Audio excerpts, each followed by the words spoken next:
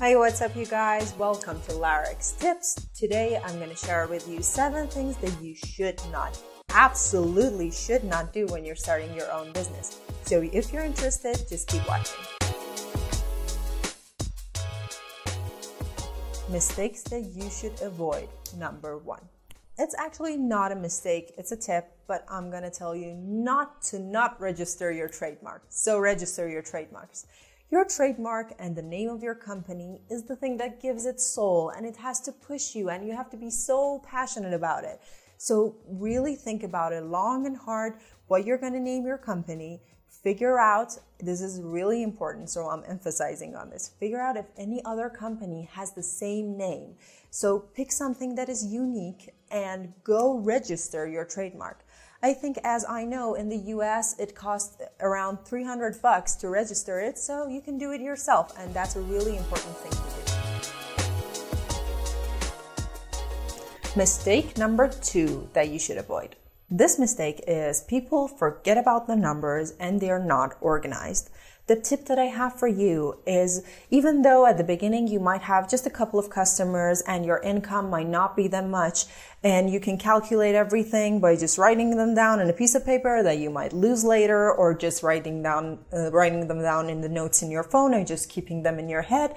But as time goes on, hopefully you're going to gain lots and lots of more customers, and your income is going to get a lot more. So you can't handle all of that by writing them down like this. You should be really organized, have a system, and write all of your incomes and outcomes and figure out which department is making more money and which action that you do is helping your business, or which path that you took actually didn't help you along with the journey. So this tip is stay organized and write everything down. Make a system even from the beginning.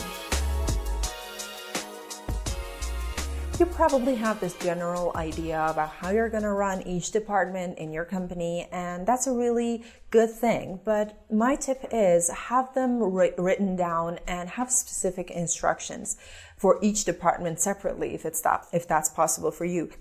That's a really good point, because if you want to hire someone, that's one of the benefits. If you want to hire someone, you give them a written instruction that in this department, I run things like this. Or when I want something done in this area, you have to do it like this. And any new person that comes can follow those same instructions. And those instructions can be updated over time, but it gives your company a really good path towards its goal. And it doesn't waste your human resources as much. Like when you want to hire an assistant, you tell them, it doesn't even have to be instructions of what they have to do. It can be rules, not for the tips or tricks for them not to do. You can give her a list on things that she never should do in her workplace. And that's a really good thing to have.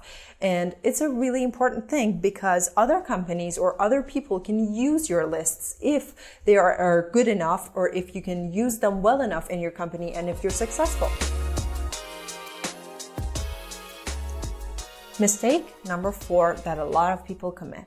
This mistake is they focus too much on the product. They want to make the product perfect before it goes out, and they want to do a really big project before they, send it out to the market.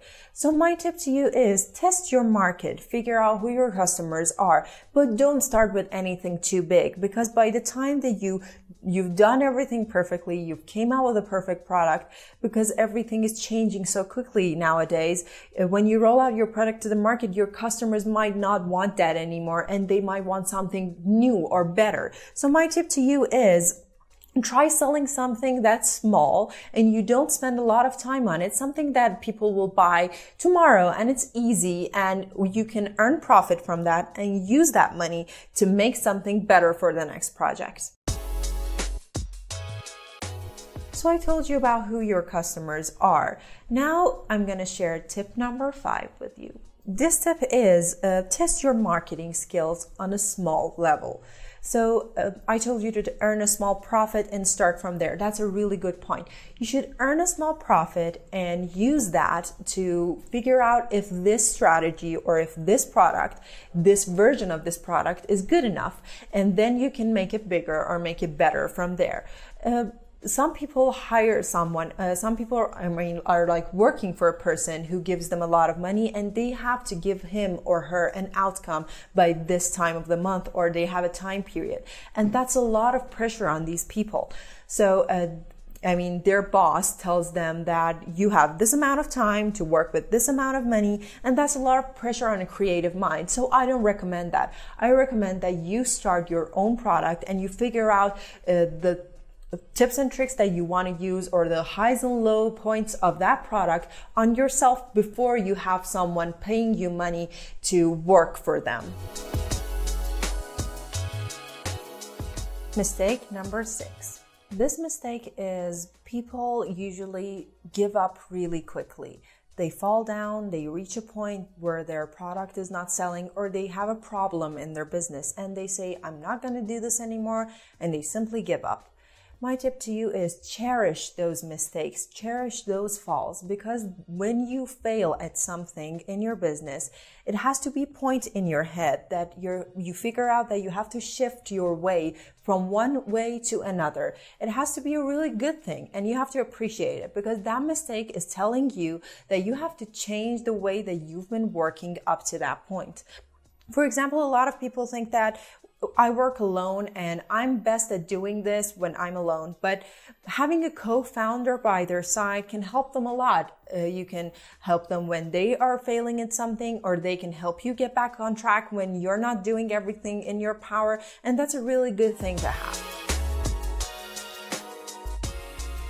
Mistake number 7, and the last mistake that I've researched that people do in their business, is about the person that you call a co-founder.